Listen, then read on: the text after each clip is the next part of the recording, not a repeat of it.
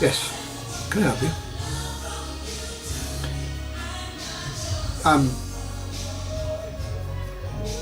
It's difficult to know how to make these videos convey some of the things that we are experiencing right now, some of the thoughts. This one is about the local area, the way it's becoming, which in part and parcel is part of the reason why we're leaving or have to leave, or it's been forced upon us to leave.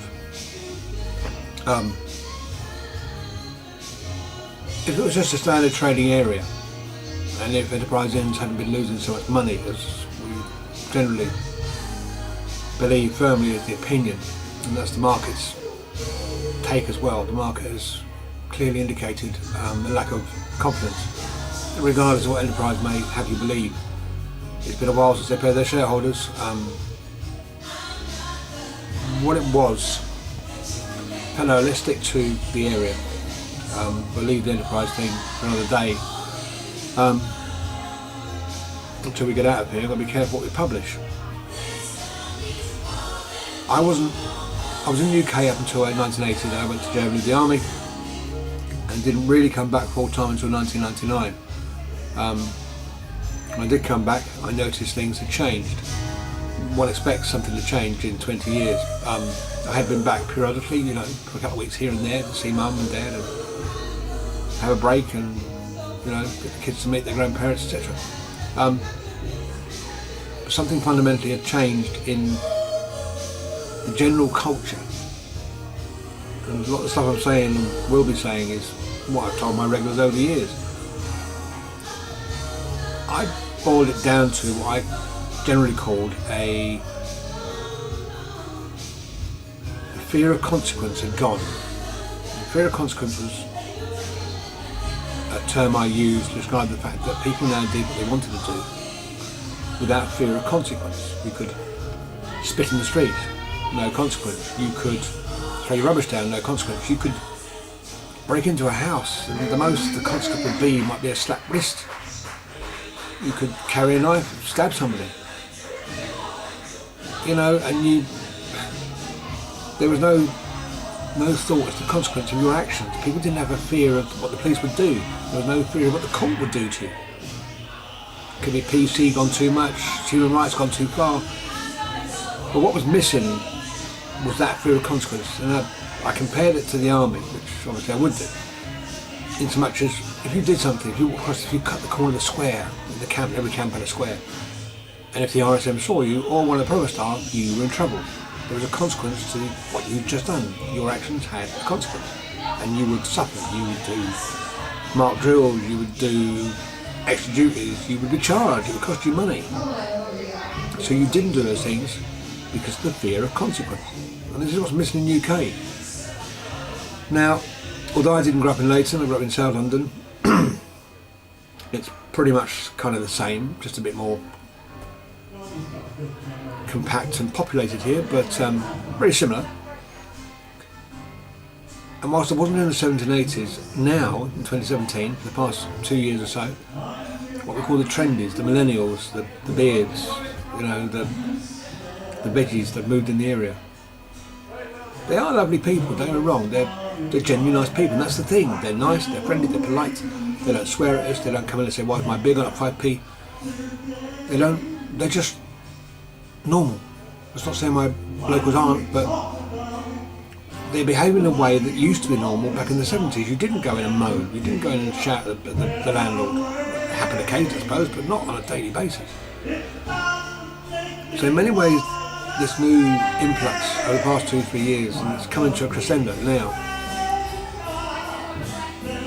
I've taken the area of Leyton and towns like it, Hackney, Leytonstone, and taken it back to where it was in the 70s, where people cared about the community. They cut their grass, they pick up their rubbish, they share ladders, with the advent of Facebook now, they advertise. Does anybody know an electrician? Does anybody know a gardener, a window cleaner, a nanny? And they get recommendations from other people in the area, and that's a good thing.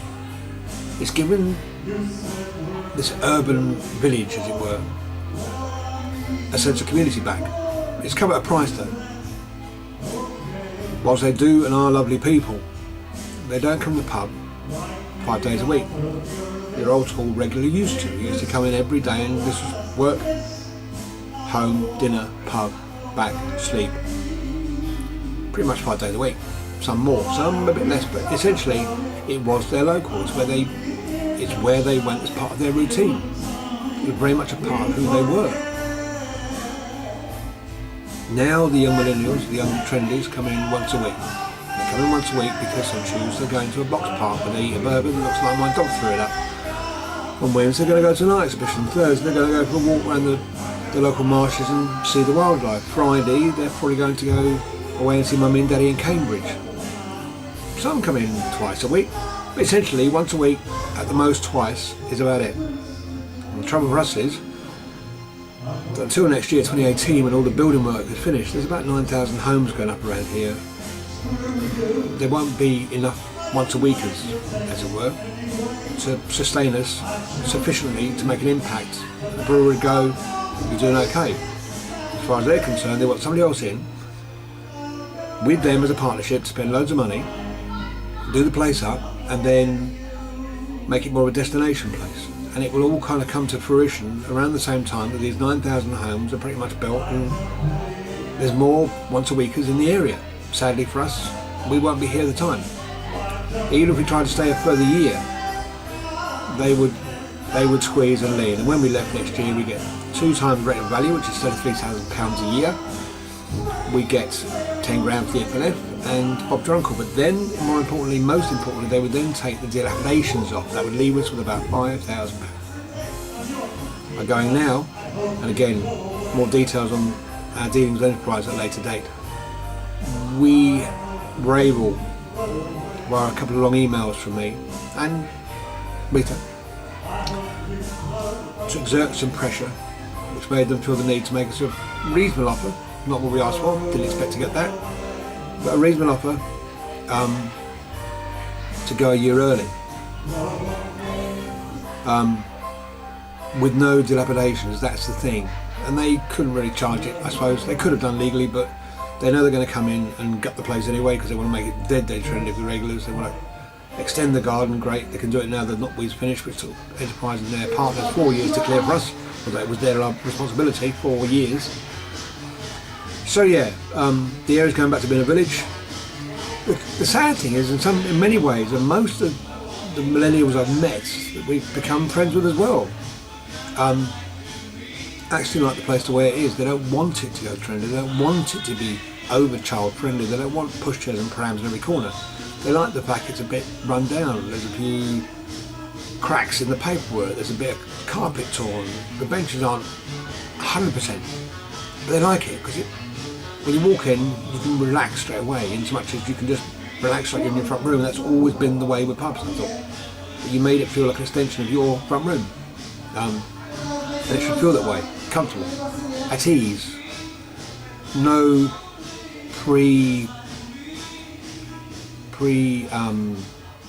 determined opinion. It should be posh. It should be everything just so.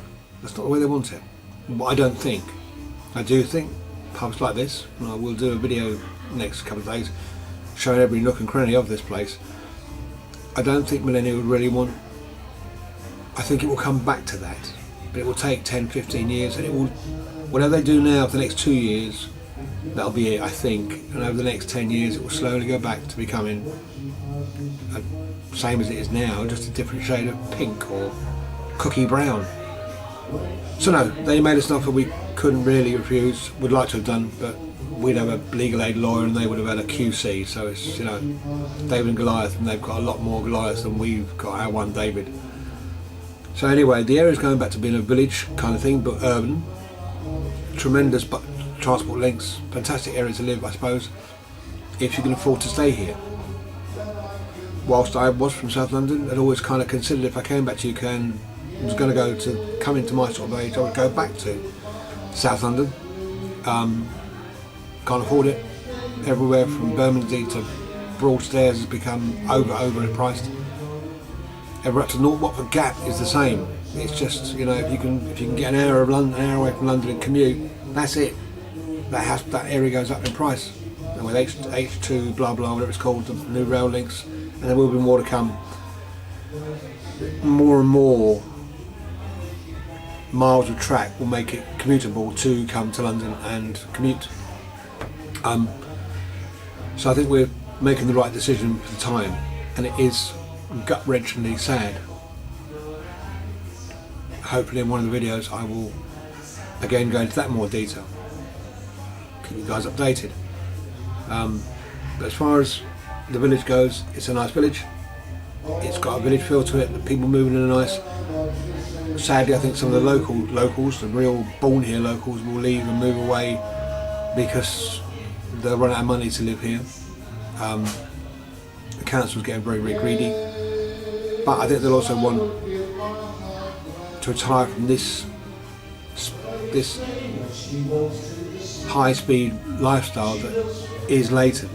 You can get accustomed to it, but you don't realise until you move out of the area just how much of a high-speed journey living in this close and in this sort of city in London is. Anyway, enough of that. Place is going back to be a nice area. Even some of the old locals are agreeing it's going back to where it was in the 70s and before that, where it was nice to live and desirable to live, to retire to in fact. But now it's going to be that sort of place, but for a different type of young family, I suppose. Maybe, you know, when this family get to a point, the families are moving in now. In essence, the families are moving now, it's just a carbon copy of the ones that moved in the 70s. However, the ones in the 70s were still very much East End. The ones moving now are not, or they're better educated. They've got more possibilities because it's an internet age, it's a digital age. They can do more, you know. They jet around and they buzz around. But nice area, nice village. We can't stay. Time to move on. But anyway, that's what's going on Leyton right now. Cycle lanes, cycle paths, new Aldi, big shops, pastel shops, buy a stick in a shop for £18, ultra trendy shops. But we'll wait and see. Anyway, enough of this. Time to upload this one, and I will say with that time, ladies and gentlemen, please